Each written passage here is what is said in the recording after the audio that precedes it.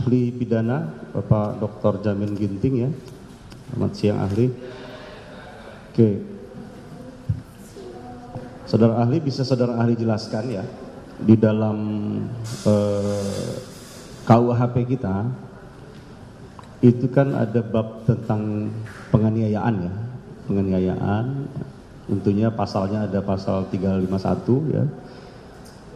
Yang perlu saya highlight, bisakah saudara ahli jelaskan ya perbedaan antara unsur atau yang mungkin bahasa sederhananya yang membedakan antara pasal 351, 353 dan 355 KUHP. Mohon penjelasan dari ahli. Ya, terima kasih izin yang mulia. Kita ketahui bahwa di bab ke-10 diatur tentang pasal penganiayaan. Pengaturan pasal ini dalam ilmu hukum pidana disebut pasal-pasal yang mempunyai delik dikualifisir. Apa itu delik dikualifisir? Delik-delik di mana dimulai dengan pasal-pasal yang sanksi pembidanaannya ringan, lalu sampai nanti kepada pemberatan dan akhirnya ujungnya titik akhirnya adalah yang paling berat. Jadi kalau kita lihat dari sistematika penyusunan pasal-pasal ini dimulai dari pasal 351 itu terkait dengan penganiayaan yang kita sebut sebagai penganiayaan ringan. Nah, setelah itu nanti masuk ke pasal berikutnya di 352 disebutkan pasal-pasal tertentu yang memiliki pemberatan terhadap perbuatan tersebut. Lalu nanti ada di pasal 353 yang mengatur tentang penganiayaan dengan berencana. Jadi klasifikasinya pertama penganiayaan ringan, lalu masuk kepada penganiayaan berencana, lalu nanti di pasal 354 masuk lagi dengan klasifikasi penganiayaan berat dengan sanksi pidana yang berbeda juga. Setelah itu masuk nanti ke pasal 355 yang disebutkan tadi, itu adalah penganiayaan berat berencana. Jadi ini yang disebut sebagai pasal-pasal yang dikualifisir mulai penganiayaan ringan, penganiayaan berencana, penganiayaan berat, serta penganiayaan berat berencana. Jadi itu yang dimaksud dalam kualifikasi dikualifisir dalam delik dikualifisir dalam hukum pidana. Demikian. Baik.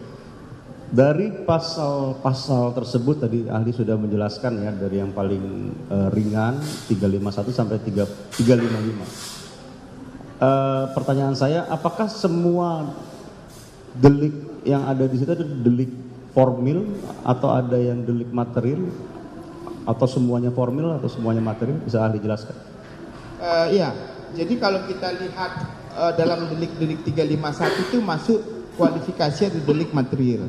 Jadi delik material itu dalam suatu delik pemidanaan itu digantungkan atau dilihat dari hasil dari suatu perbuatan, bukan perbuatannya. Ya, jadi akibat dari suatu perbuatan. Apakah akibatnya? Contohnya kita lihat di pasal 351 ya, di situ ada beberapa klasifikasi. Mulai dari ayat 1 yang disebut dengan penganiayaan ringan ya, penjara paling lama 2 tahun karena memang nggak ada akibat yang sangat signifikan. Lalu ada akibat yang disebut situ luka-luka berat, penjaranya lebih berat 5 tahun, kalau mati sampai dengan 7 tahun. Nah, ini yang akibat dari suatu perbuatan ya, akibat dari suatu perbuatan. Tetapi kita lihat lagi nanti di pasal-pasal tertentu. Pasal terakhir tadi saya sebut cara melakukan penganiayaan.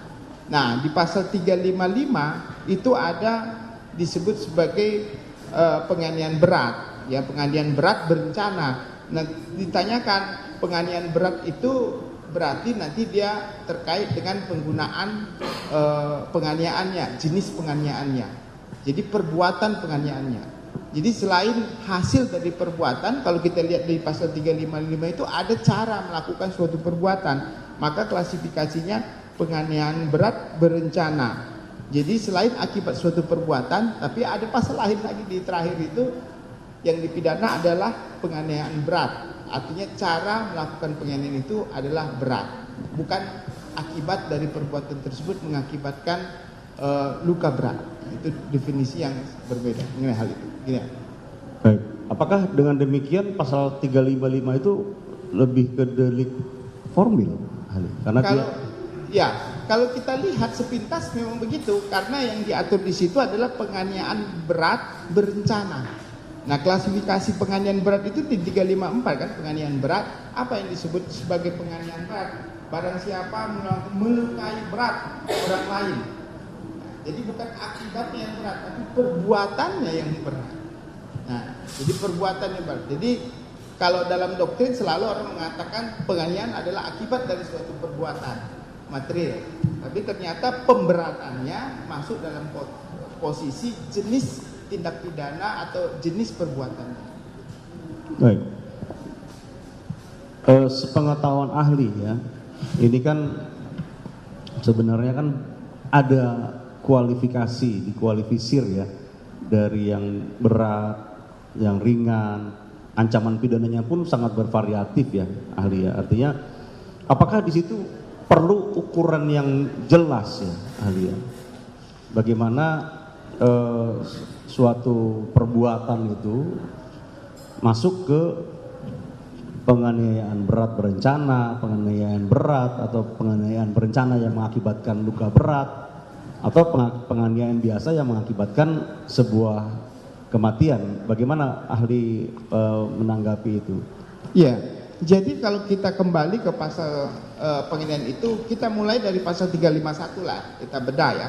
Pasal 351 itu kan konteksnya adalah penganiayaan ringan, ya. Tetapi kalau akibat darinya itu luka-luka berat, maka dia 5 tahun. Nah, pertanyaannya luka berat itu seperti apa? Luka berat nanti kita mengacu kepada pasal 90 KUHP. Di situ ada beberapa jenis, jatuh sakit, mendapat luka, tidak mampu secara terus-menerus menjalankan tugas, kehilangan salah satu panca indera, mendapat cacat berat, menderita sakit lumpuh, terganggu daya pikir selama waktu tertentu, gugurnya dan matinya kandungan. Nah, itu mengacu kepada hal itu.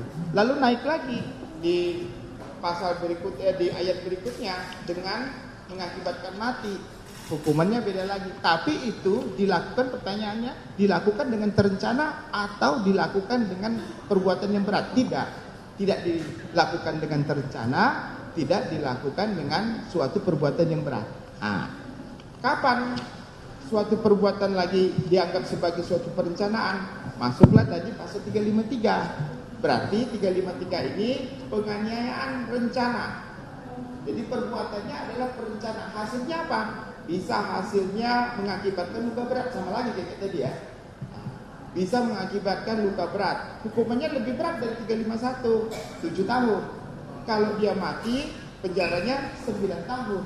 Nah, ini klasifikasi akibat dan cara dia melakukan perbuatan secara terencana.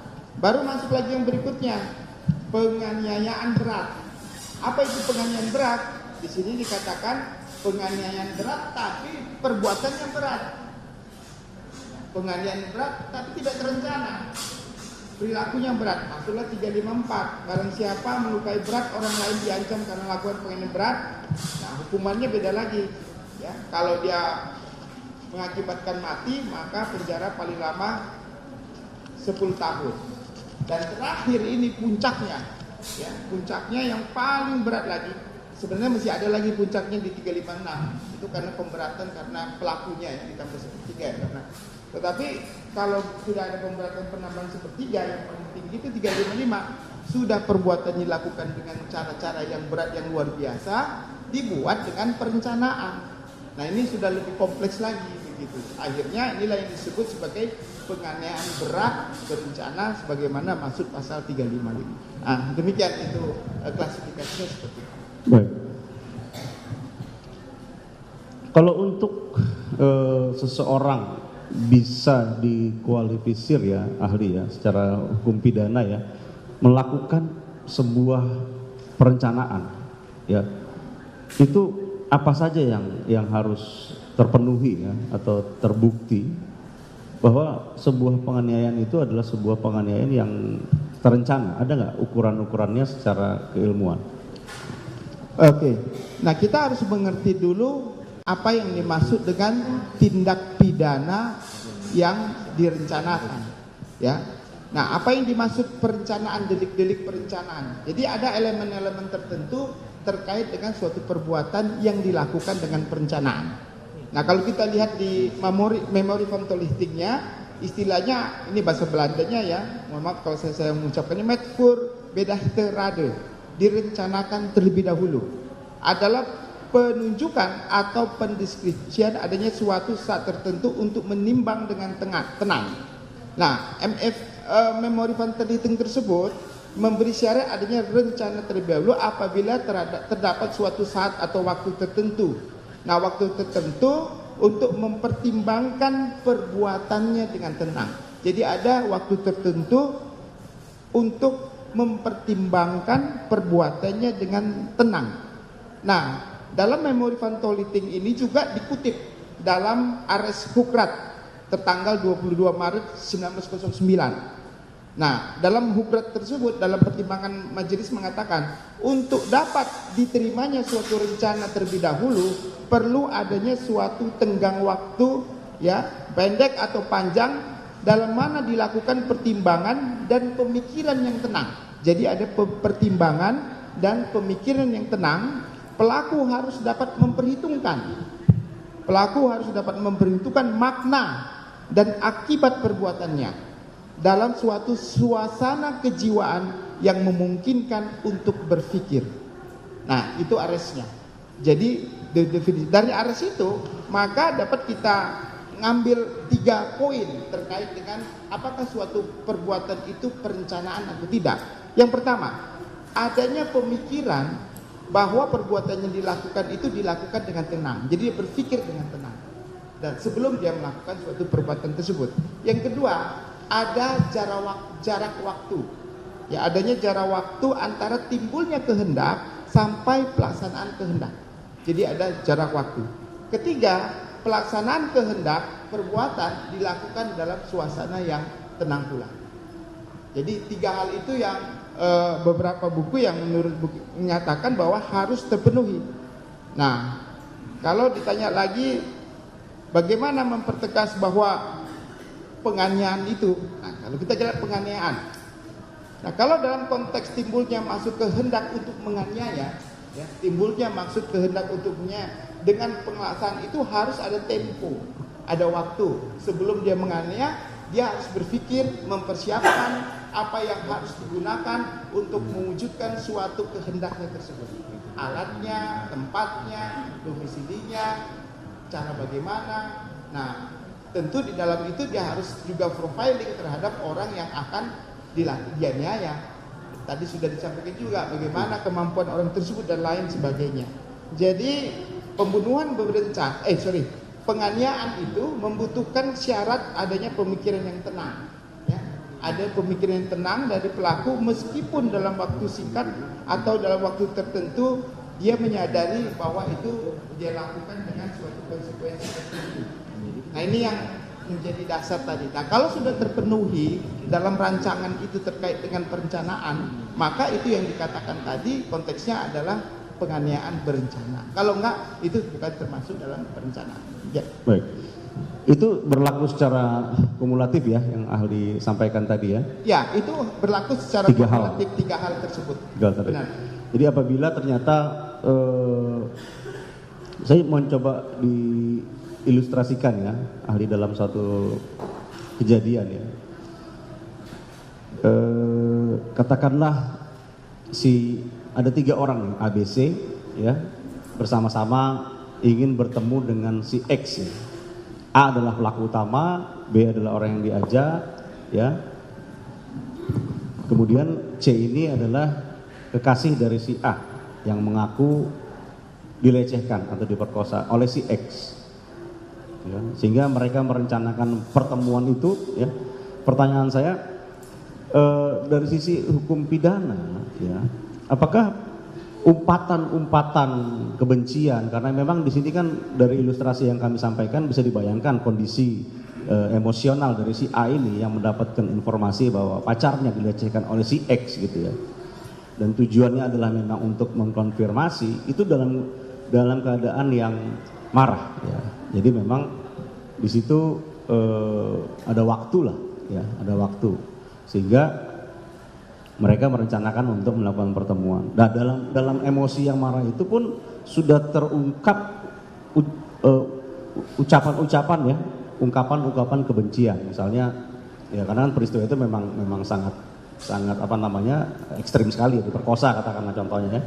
Kemudian itu umpatan kebencian, ini gue pukul nih, gue habisin nih, gue pukul, misalnya seperti itu. Apakah hal tersebut itu sudah cukup untuk dikatakan, ini ilustrasinya pun saya teruskan ya ahli ya, ternyata ya penganiayaan itu terjadi, penganiayaan itu terjadi, dan penganiayaan itu terjadi dengan emosi yang sangat tinggi gitu loh, sangat tinggi ya, katakanlah dengan kondisi penganiayaan yang apa namanya dilakukan secara impulsif gitu ya, secara impulsif.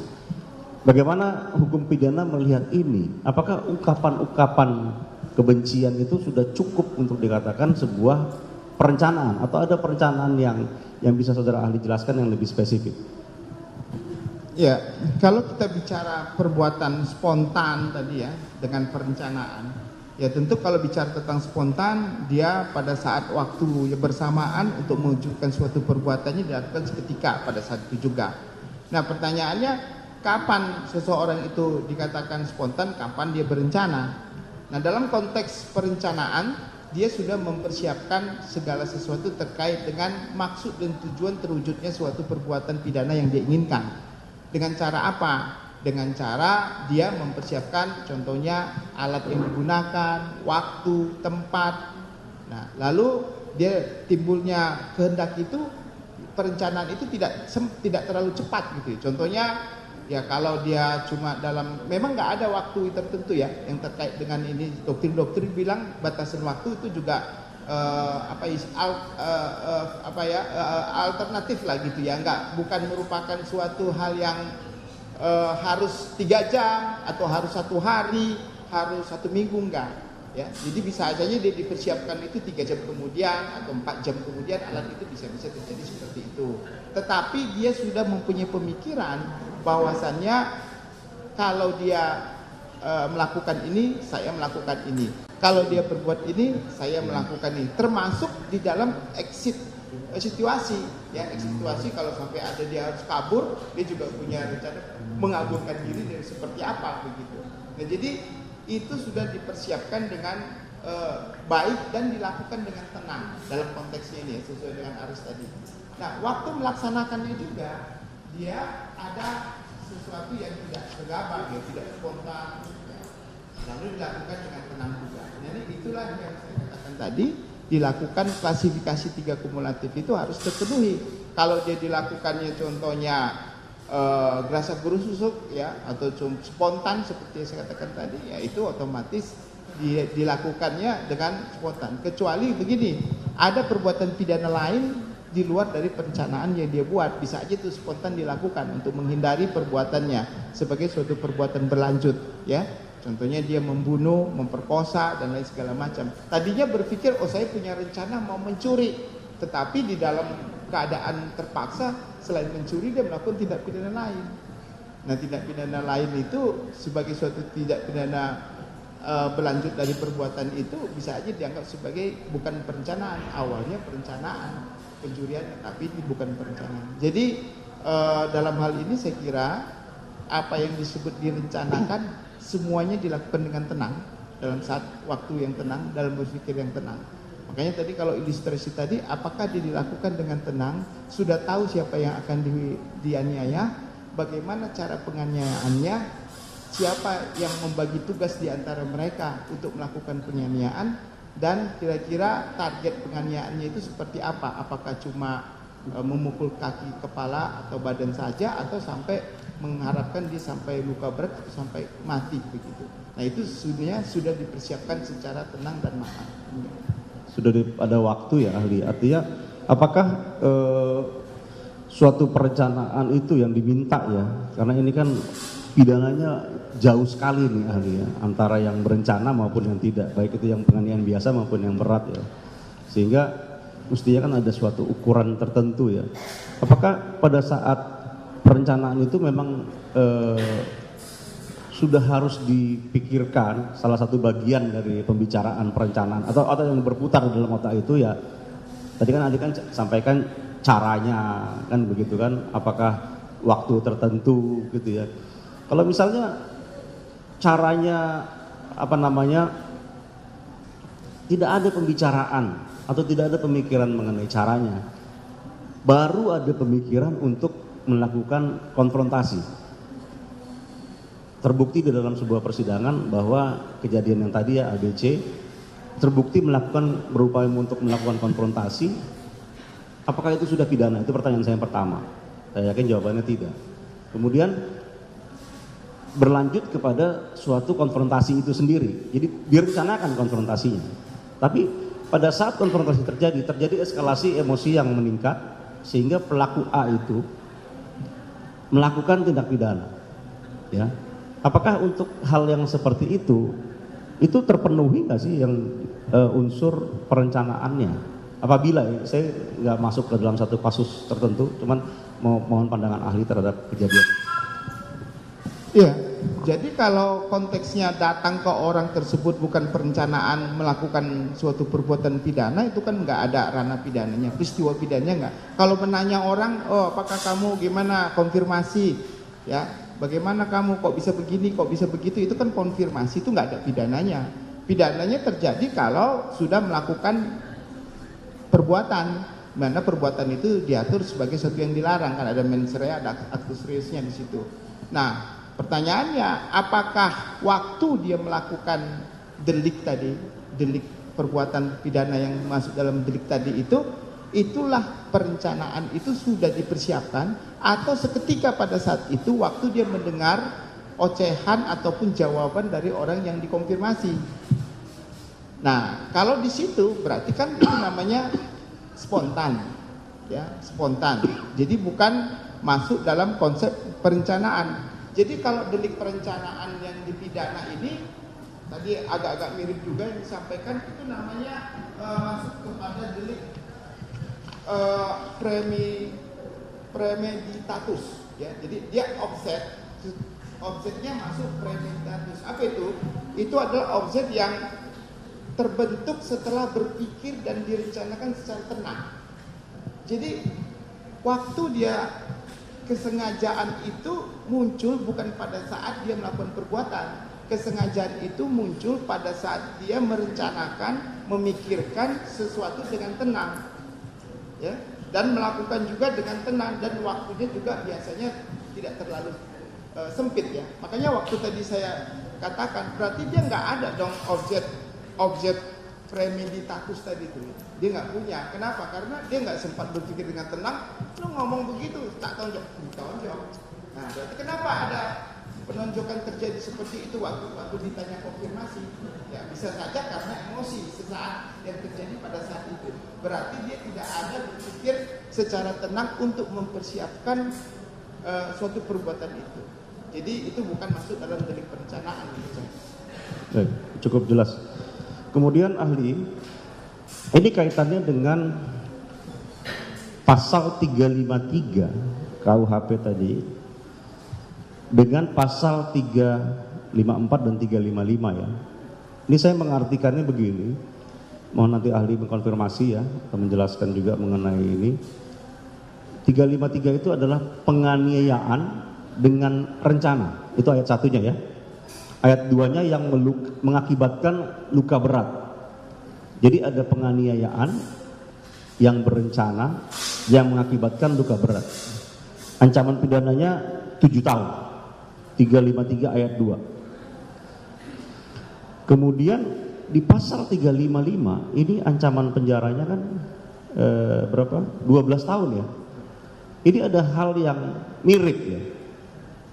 Ada yang luka berat juga, ada yang berencana juga, ya. Yang membedakan ini kan sebenarnya di 353 adalah hanya dikatakan sebuah penganiayaan. Di 355 dikatakan penganiayaan berat. Apakah yang dimaksud dengan perbedaan ini yang diminta, ya, atau yang diharapkan pemenuhan unsurnya itu cara menganiayanya. Apabila cara menganiayanya berat, berarti dia 355. Ya, karena kan saya lihat di sini sebenarnya sangat mirip ya ahli ya. Ada yang 353, saya ulangi ya, penganiayaan itu dilakukan dengan luka berat. Tapi ancaman pidananya sangat jauh nih, ada yang 7 tahun, ada yang 12 tahun. Pasti ada yang harus menjadi pembeda nih dari kedua unsur-unsur dalam pasal tersebut. Bisa ahli jelaskan? Ya, itulah yang namanya delik dikualifisir tadi, ada delik yang pemberatan. Jadi dalam konteks pasal 353 itu ada perbuatan aniaya, deliknya penganiayaan. Penganiayaan itu dilakukan dengan terencana terlebih dahulu, yang mengakibatkan tadi ada luka berat kan 7 tahun. Nah, masuk di 354 dia sudah bergeser. Dia nggak ada kalimat perencana, tapi kalimatnya ditambah adalah penganiayaan berat. Nah, apa yang dimaksud penganiayaan berat? Nah, ini bukan penganiayaan berat, bukan akibat ya, tapi cara melakukan penganiayaannya. Cara melakukan penganiayaannya itu dianggap sebagai suatu penganiayaan berat. Seperti apa contohnya? Contohnya beda lah. Kalau orang menganiaya pakai tangan dipukul tempeleng, dengan penganiaya pakai pisau terus diiris-iris badannya, lalu dibikin sehari 2 hari dilontarkan, besok datang lagi dipukulin lagi. Nah, itulah kategori sebagai suatu penganiayaan berat. Cara melakukan penganiayaannya, sehingga hukumannya itu lebih berat dibandingkan dengan yang terencana walaupun tidak dilakukan dengan penganiayaan berat. Nah, baru muncul lagi yang lebih bahaya lagi. Sudah caranya melakukan berat itu direncanakan. Jadi orang contohnya dia mempersiapkan dengan tenang. Oh, kita mau aniaya si A. Kamu nanti yang iris-iris kakinya, kamu yang sembelih-sembelih kupingnya. Kita lakukan, jangan sehari langsung mati, nggak mau. Kita bikin bisa 3 hari baru dia mati. Itu sadis kan gitu ya, seperti orang orang penyakitan membunuh lah gitu ya. Nah, itu sudah direncanakan. Nah, seperti ini harusnya beda dong hukumannya dengan orang yang cuma ya membunuh ya dengan tidak terencana, tapi dia melakukan dengan perbuatannya caranya yang sangat berat begitu. Nah, itulah perbedaannya. Maka pembentuk undang-undang ini ya menyatakan harus dibedakan. Ya, harus dibedakan perbuatan seperti ini. Makanya dalam konteks pasal 35 ini, 355 penganiayaan berat dilakukan dengan terencana terlebih dahulu, paling lama 12 tahun, hukumannya 12 tahun. Nah, itu perbedaannya. Jadi perbuatannya dilakukan dengan berat, dengan cara-cara yang sangat berat. Nanti pertanyaannya, bagaimana klasifikasi terkait, karena undang-undang kan nggak mengatur terkait perbuatan beratnya seperti apa, yaitu kan sudah bisa dari jurisprudensi, dari hakim yang menilai, wah ini perbuatannya berat ini, karena apa? Karena diiris-iris, matanya dicungkil, kupingnya dipotong, hari ini dibiarin, besok datang lagi dianiaya lagi, dan itu sudah direncanakan, dilakukan beberapa kali gitu. Inilah makanya nggak pantas lah orang seperti ini dihukum, contohnya lebih ringan dibandingkan dengan tadi. Itu yang membedakan. Oke, ya karena sangat mirip sekali ahli ya. Saya ulangi ya, penganiayaan mengakibatkan luka berat. Jadi ada luka yang berat, sama-sama lukanya berat. Cuman di 353 itu hanya penganiayaan biasa. Yang 35 diharapkan oleh undang-undang ini caranya yang berat ya. Caranya. Apakah tadi kan ahli sudah menjelaskan sedikitnya 2 ya ukurannya kalau saya nangkap dari penjelasan ahli ya. Waktu yang cukup panjang ya untuk melakukan penganiayaan atau penyiksaan. Jadi kalau contoh ahli kan sangat ekstrim sekali ya. Orang itu kayaknya udah paling berat itu.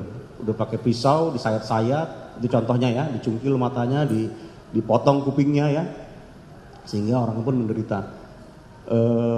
Kemudian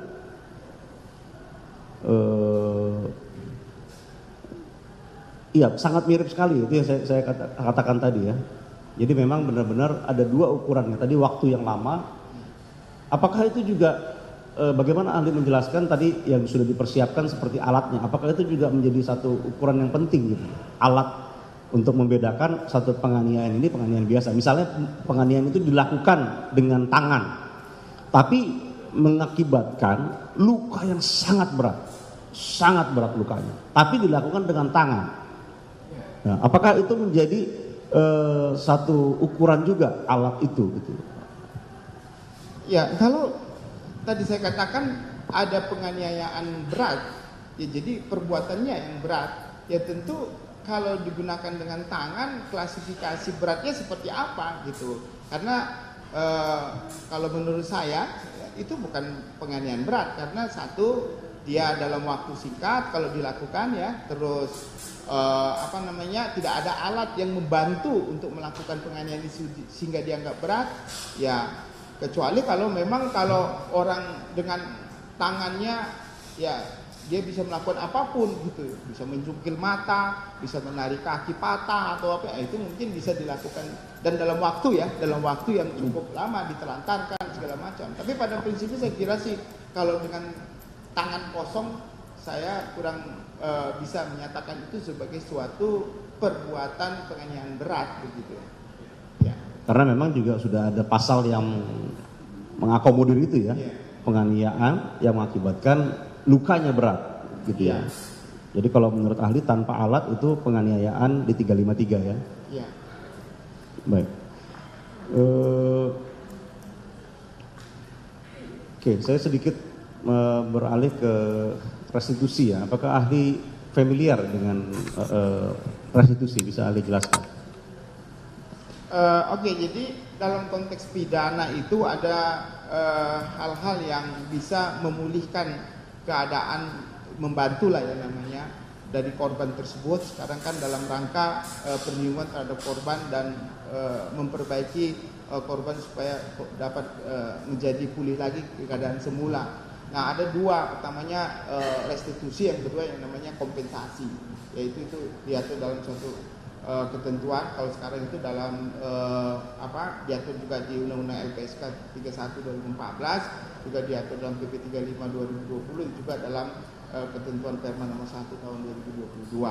Nah, khusus untuk restitusi itu dikatakan bahwa adalah ganti kerugian yang diberikan kepada korban atau keluarganya oleh pelaku atau pihak ketiga. Nah, itu definisinya.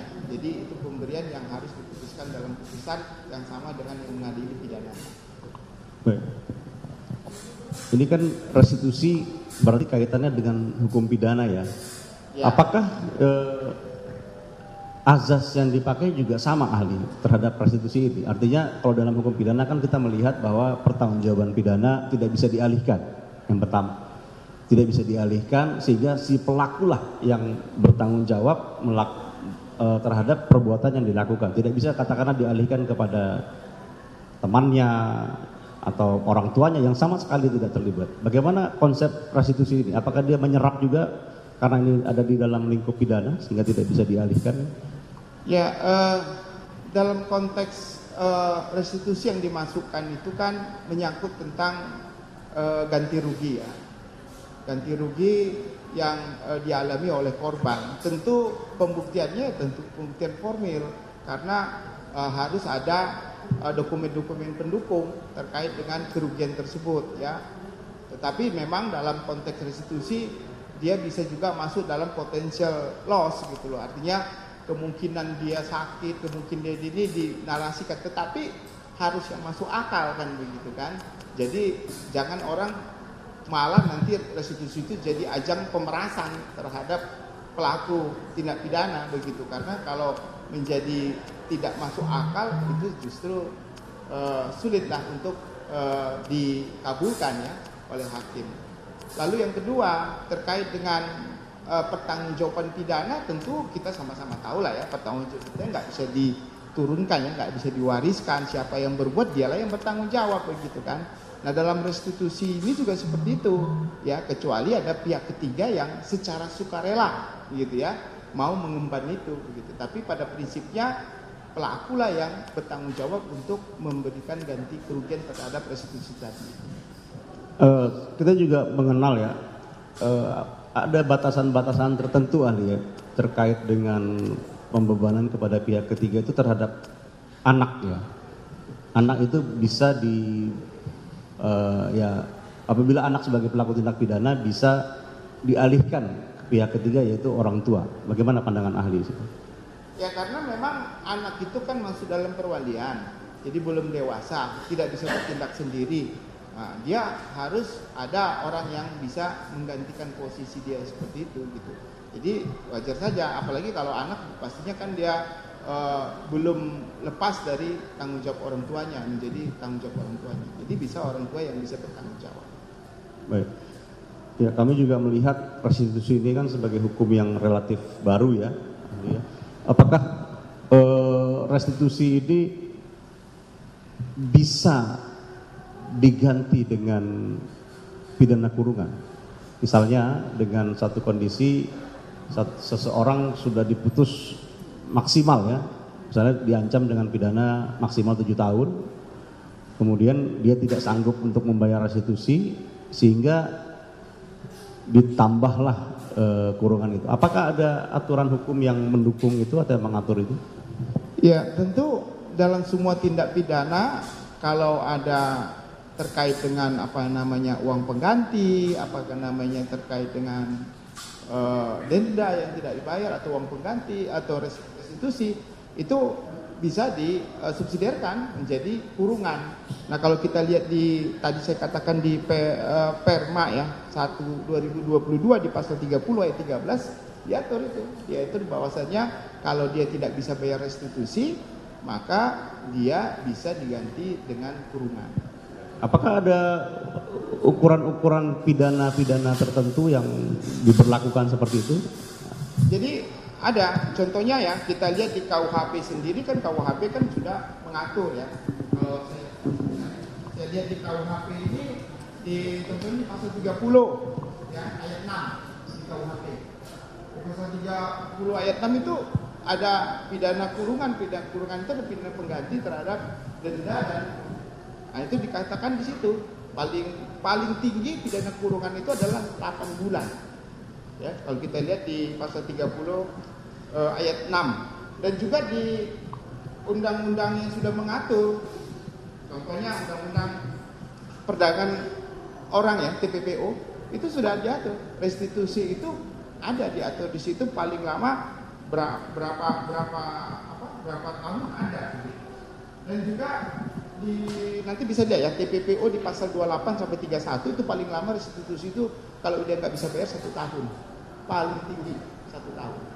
Lalu saya juga ada beberapa penelitian, bukan penelitian, saya lihat ya beberapa informasi terkait dengan putusan.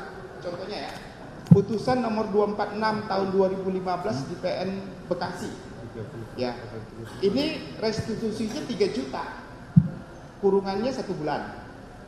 Lalu putusan nomor 55 tahun 2014 Jakarta Timur, restitusinya 120 juta, subsidiar 3 bulan. Putusan nomor 244 2013 Jakarta Barat, restitusi 1,1 miliar, subsidiarnya 5 bulan. Jadi ada tergantung hakim ya untuk menilai berapa besar restitusinya. Tapi kalau mengacu kepada pidana kurungan pasal 30 itu kan paling lama 8 bulan. Kalau TPPO paling lama 1 tahun. Baik. Gitu. Jadi ada yang mengatur secara khusus ya terkait dengan itu. Ada. Berarti kalau yang 1 tahun itu apakah bisa diartikan hanya untuk pencucian Tindak pidana perdagangan orang. Perdagangan orang. Iya. Berarti kalau perdagangan orang itu diberlakukan seperti itu. Iya, korbannya. Artinya harus ada aturan dulu ya yang mengatur baru dia bisa diberlakukan seperti itu ya. Karena kan di setiap tindak pidana itu kan ada aturan-aturan yang terkait dengan restitusi. Baik. Ya, kalau mengacu kepada restitusi undang-undang yang terbaru dia kan ada. Dan bagaimana konsekuensinya kalau dia nggak bayar, kan repot. Kalau dia nggak bayar, kurungannya berapa lama? Kan harus ada batasan. Nah, ini kan kita tindak pidana umum, bukan tindak pidana khusus. Jadi tindak pidana khusus ini, tindak pidana umum ini kan nggak mengatur nih tentang bagaimana. Nah, kita mengacunya kemana? Ya mengacu tentang permanya. Tapi permanya sayangnya juga tidak membuat begitu loh. Sayangnya permanya sendiri kan di pasal 30 perma itu ayat ke-13 dia nggak membatasi berapa lama gitu loh. Nah, kalau berapa lama nggak membatasi, maka biasanya hakim berpikir secara penafsiran sistematis. Berpikir sistematis, dia lihat ketentuan apa? Oh, ada nih tindak pidana perdagangan orang yang menyatakan restitusi maksimum 1 tahun. Dia harusnya nggak boleh lebih dari 1 tahun begitu ya. Harusnya begitu karena kan penafsiran sistematis kalau nggak diatur di situ. Begitu. Baik. Kaitannya juga dengan perhitungan restitusi ya memang itu dihitung oleh LPSK ya salah satunya ya. Tadi ahli juga menjelaskan juga harus rasional ya. Tak ada gading yang tak retak. Apabila ternyata atau pertanyaan saya sederhana aja, apabila hakim boleh nggak berpendapat lain tentang restitusi? Apakah dia harus secara hukum acara ya? Apakah dia LPSK bilang 100 misalnya dia harus putus 100 atau bagaimana pandangan ahli terhadap restitusi yang dihitung oleh LPSK? Kaitannya dengan keterangan ahli bahwa restitusi juga harus rasional.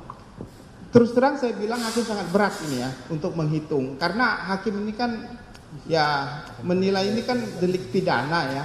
Delik pidana bersama-samaan dengan perdata gitu loh. Jadi ada formalnya gitu. Itu agak berat gitu hakim untuk bisa. Nanti kalau hakim memutuskan tinggi, dasar hukumnya apa? Buktinya mana? Ya nanti di Mahkamah Agung jadi permasalahan juga jadinya kan begitu kan. Nah, jadi kalau biasanya maka yang tadi saya katakan mungkin nanti dilihatlah beberapa tadi saya sudah sebutin sih ada putusan 246 ya 2015 ada putusan 120 bagaimana mereka menetapkan itu begitu ya bagaimana mereka menetapkan ada yang ya jadi agak berat saya kira kalau hakim untuk bisa memutuskan angka yang terlalu fantastis biasanya sih jarang dikabulkan menurut saya ya. Karena kan seakan-akan ini ya mohon maaf ya nyawa manusia sih ya bahkan ada yang meninggal juga ini yang saya sebutkan tadi itu ya mohon maaf ya nyawa manusia nggak bisa dihitung begitu ya berapapun nilainya nggak ada harganya begitu nyawa manusia ya nggak ada harganya gitu tapi apa yang dimintakan itu kalau terlalu berlebihan itu juga hal yang kurang pantas menurut saya begitu jadi benar-benar sulit lah gitu. Baik untuk dilanjutkan yang mulia. Izin yang mulia saya lanjutkan yang mulia. Saudara ahli ini mengenai restitusi sempat dibahas tadi ya. Saya agak menarik di pasal 4 mengenai perma. Ada kata-kata mengenai kerugian yang ditimbulkan akibat penderitaan yang berkaitan langsung sebagai akibat tindak pidana. Beberapa waktu yang lalu ada 2 ahli pidana menyebutkan ini sebagai kerugian langsung atau actual loss. Saudara ahli sebagai ahli yang mengerti mengenai hukum pidana, sebenarnya pengertian actual loss di hukum pidana itu bagaimana ya? Apa batasan-batasannya yang sehingga kita bisa mengerti? Itu nanti saya pemikiran secara sistematis saja ya. Dalam konteks putusan MK 25 kalau nggak saya salah itu ada kalau diatur tentang apa yang disebut sebagai actual loss dan potential loss ya. Jadi kalau dalam konteks tipikor itu actual loss yang benar-benar nyata.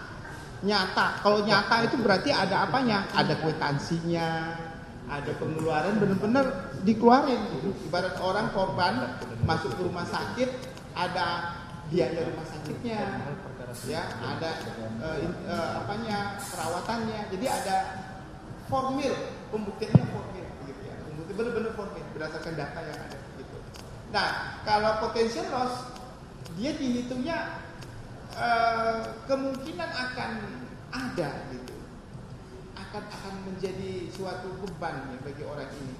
Itu termasuk di sana biaya perawatan yang akan dihitung 15 tahun yang akan datang sampai dia pulih. Coba kan kita nggak tahu pulihnya kapan. Ya, bisa dokter aja bisa salah. Bisa aja dokter bilang, oh dia nanti pulihnya kira-kira 15 tahun atau 10 tahun, tiba-tiba 5 tahun sudah pulih.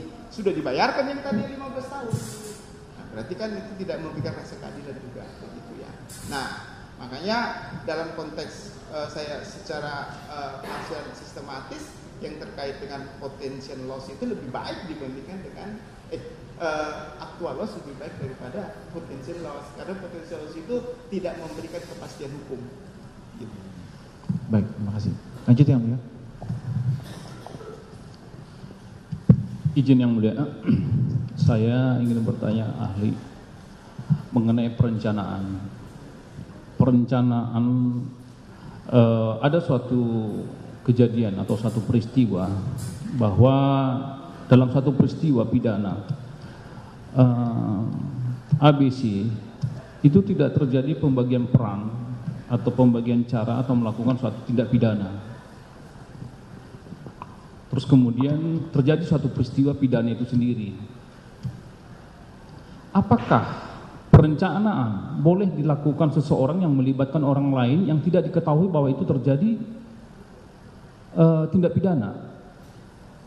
Apakah satu orang bisa melakukan perencanaan terhadap satu tindak pidana yang tidak pernah dibicarakan dengan B dan C atau temannya untuk melakukan satu tindak pidana?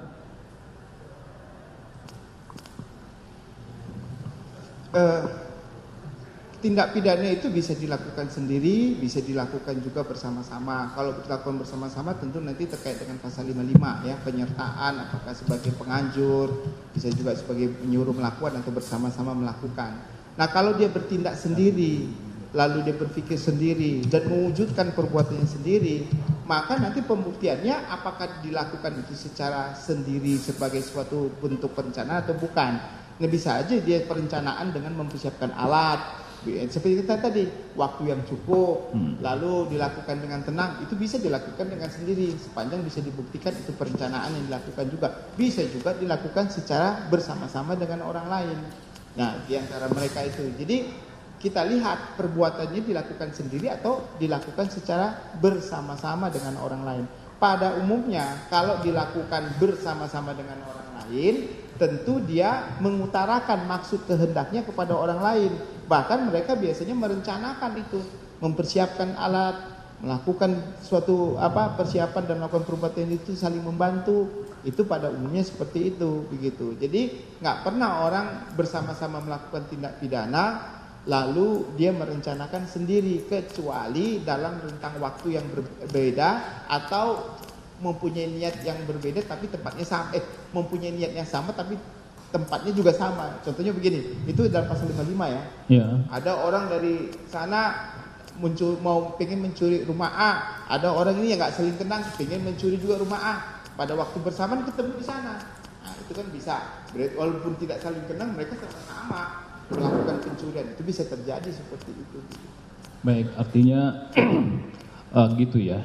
Kemudian ada suatu peristiwa juga atau satu kejadian juga, seseorang itu tidak pernah memiliki niat jahat atau niat atau sikap batinnya untuk melakukan suatu tindak pidana. Nggak ada direncanakan dalam pikirannya, hatinya, niatnya. Kemudian dia berniat mendatangi untuk membicarakan baik-baik dengan si temannya atau seseorang lah. Dalam pertemuan mereka yang bertemu kemudian di tempat yang diketahui, tidak pernah direncanakan, tidak pernah ditentukan tempatnya, kemudian terjadi pemukulan mengakibatkan luka berat. Apakah itu termasuk bagian dari perencanaan atau tindak pidana berencana? Ya. Jadi intinya perencanaan tadi saya sudah sebutin, harus dia memikirkan sesuatu perbuatan itu dengan tenang untuk melakukan suatu perbuatan. Ada persiapannya. Jadi apakah persiapan itu terkait dengan penggunaan alat yang digunakan, tempat, lokasi dan segala macam. Ya, itu intinya. Terus ada waktu yang cukup ya untuk berpikir untuk melakukan suatu perbuatan tersebut, ya. Ada waktu yang cukup. Lalu dalam melaksanakan perbuatan tersebut juga dia secara ada waktu tenang juga dalam melakukan perbuatan itu ya, dengan persiapan yang matang, lalu siapa yang melakukan ini, siapa yang melakukan itu. Nah, kalau tadi tiba-tiba ada orang yang nggak ngerti, tiba-tiba hadir di situ yang tidak tahu isi kepala orang itu mau ngapain ya, mau dilakukan ini, ya berarti kan dia tidak termasuk dalam perencanaan itu harusnya, begitu kan? Kecuali dia memang bagian dari itu. Tapi kalau dia tiba-tiba lewat, orang naik becak atau tiba-tiba itu sini kau katanya, baru langsung dilakukan perbuatan itu, ya tentu itu bukan nggak termasuk ikut dalam perbuatan itu, bukan perencanaan itu. Bukan perencanaan. Iya. Baik. Kemudian ada suatu peristiwa juga bahwa dalam suatu peristiwa itu di lapangan terjadi penganiayaan, pemukulan yang tidak pernah dipikirkan olehnya ataupun diniatkan.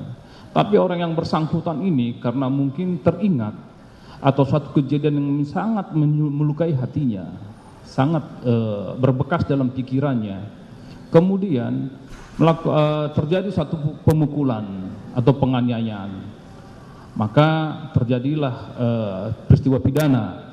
Kalau dari dia nggak bisa mengontrol, terjadi pemukulan, terus kemudian akibatnya kepada luka berat atau teraniaya, dikaitkan ke pasal 351, 353, 354, pasal 355. Dari konteks peristiwa pidana itu, kira-kira dari pasal 4 pasal itu yang pasal mana yang lebih dapat dikatakan dilanggar oleh seseorang tersebut? Ya, dalam konteks 351 tentu itu spontan ya. Spontan dia melakukan suatu perbuatan tanpa dilakukan dengan tenang. Ya, dia lakukan secara spontanitas, datang, ketemu orang, dia niaya begitu. Ingin melakukan itu dengan spontanitas. Nah, tadi saya sudah katakan di 353 dalam konteks ini ya tentu ada perencanaan. Tapi perbuatannya bukan perbuatan yang berat. Perencanaan tadi klasifikasinya udah jelas. Ya nanti dilihat dari sisi juga. Apakah orang ini memang sudah mempersiapkan dari awal dengan matang adanya suatu rencana. Tadi makanya saya bilang titik temunya itu begini. Tadi sudah tepat itu. Contohnya dia memang mau datang ke rumah orang ini gitu. Contohnya saya mau punya niat menganiaya dia. Tapi setelah menganiaya seperti apa dia nggak punya keyakinan apakah kupingnya akan dicopot, apakah kakinya atau kepalanya akan ditendang, dia nggak punya rencana tentang itu. Pokoknya gue mau pukul dia aja lah gitu. Tapi bagian mana yang mau dia pukul dia nggak tahu gitu kan. Tapi sebelumnya gue mau konfirmasi juga. Jadi ada kemungkinan setelah dikonfirmasi tidak akan dipukul, bisa jadi terjadi seperti itu begitu kan. Nah setelah dia ketemu sama orang itu bicara-bicara bla bla bla. Nah niat belum muncul, niatnya belum terjadi. Delik pidananya belum ada begitu. Nah, ada respon. Nah, contohnya ada respon dari orang yang akan dilakukan itu kan. Nah, responnya berlebihan atau responnya sedang kita tidak tahu. Berlebihan, sedang. Atas respon itu maka terjadilah deliknya. Nah, pertanyaannya, atas delik perbuatan atas respon tadi, apakah sudah dipikirkan sebelumnya? Kalau dia belum pikirkan sebelumnya itu bukan perencanaan. Nah makanya muncul pertanyaan, dari mana dia tahu respon A, B, C, D, F, G ini akan terjadi? Dia nggak tahu karena memang dia nggak merencanakan itu sebelumnya. Baik. Spontan saja dia. Jadi dia nggak berpikir kalau responnya A dia melakukan ini, kalau responnya B dia melakukan ini, kalau responnya C dia melakukan ini. Oh, kalau sudah ada itu perencanaan namanya. Tapi kalau memang dia nggak ada seperti itu, dia spontan aja melakukan itu sebagai suatu reaksi yang berlebihan atas respon yang dilakukan tadi. Artinya dengan kata lain bahwa perencanaan itu harus sistematis ya. Oh ya. Sistematis dengan mulai dari persiapan, niatnya, persiapannya, metodenya, caranya, alat bantunya di mana, sehingga dilakukan tindak pidana baru masuk kategori perencanaan. Iya. Sehingga kalau umpamanya tidak dilakukan pembagian tugas, tidak ada persiapan, tidak ada niat, tidak ada alat yang untuk membantu melakukan tindak pidana itu, sekiranya pun akibatnya yang dilakukan itu luka berat, itu bukan masuk tindak pidana perencanaan, bukan? Iya, jadi gini, niat jahat itu kan nggak bisa dihukum, ya. Guilty mind itu nggak bisa dihukum. Guilty mind itu bisa dihukum kalau ada perbuatan. Nah perencanaan itu sudah ada, niat jahat itu sudah muncul gitu loh. Niat jahat itu sudah muncul. Dari mana kita tahu guilty mind-nya sudah ada? Wih, dia sudah persiapkan alatnya, dia sudah tahu cara akan melakukan suatu perbuatannya, dia sudah tahu siapa yang akan dia bawa. Guilty mind-nya ada, tapi seriusnya nggak ada, perbuatannya belum ada gitu. Jadi kan nggak bisa dihukum, kita nggak bisa hukum dia kan gitu kan. Dengan konsep pidana kan begitu ya. Jadi actus nufficit reum nucea ya. Di pikiran jahat manusia itu tidak bisa dihukum kecuali dengan ada perbuatannya, aktusnya ada gitu kan. Nah itu sudah dipersiapkannya. Kalau perencanaan sudah ada itu sebelumnya, sudah ada niat jahat itu sudah muncul gitu dengan pembuktiannya. Nah tinggal diimplementasikannya. Pada saat diimplementasikannya apa yang niat jahat tadi itu, itulah perencanaan namanya. Ya, itulah perencanaan. Tapi kalau niat jahatnya nggak ada, dia cuma mau konfirmasi atau dia cuma mau ulang. Oh tadi ada sesuatu hal yang dia bilang, gue mau pukul. Pertanyaan pukul itu bagian dari niat jahat atau bukan? Atau cuma emosi, saya nggak tahu lah, itu kan tadi sudah diterangkan. Nah itu dia di sana ternyata muncul itu. Jadi apa yang niat jahat dari awal, waktu muncul di depan itu berbeda. Berarti perencanaannya nggak masuk karena perencanaannya berbeda dengan apa yang dia lakukan. Baik, baik. Baik, untuk sementara cukup majelis ditambah teman saya. Satu pertanyaan saja, Mulia. Melanjutkan pertanyaan saya mengenai restitusi dan ganti kerugian. Ini terkait dengan restitusi ganti kerugian. Ya. Yang tadi saya tanyakan sebelumnya kepada ahli. Ingat ya.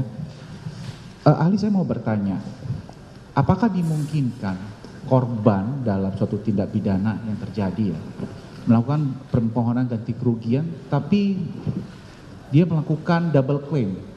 Maksud saya begini, untuk biayanya sudah ditanggung sama asuransi, kemudian mengajukan lagi terhadap ke pelaku. Bagaimana tanggapan saya? Apakah dimungkinkan dalam restitusi ini?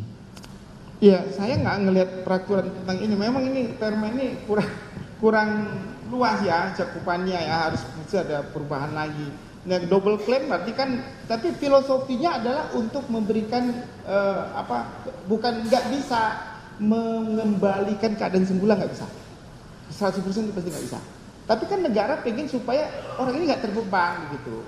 Orang ini, korban ini adalah paling tidak dia mendapatkan sesuatu. Tapi kalau dia sudah dapat ini, berarti bukan memulihkan lagi, itu berarti udah untung namanya. Itu udah untung, harusnya nggak boleh menurut saya. Tapi memang aturannya nggak mengatur, itu masalahnya. Makanya keyakinan hakim lah nanti yang akan memberikan dasar mengenai itu ya. Karena filosofinya dasarnya memulihkan keadaan. Tapi nggak mungkin 100% pulih kan. Ini cuma membantu supaya dia jangan sampai, itu aja sih filosofinya. Baik, terima kasih ya, Mas. Cukup? Saudara masih ada bertanya? Cukup ya?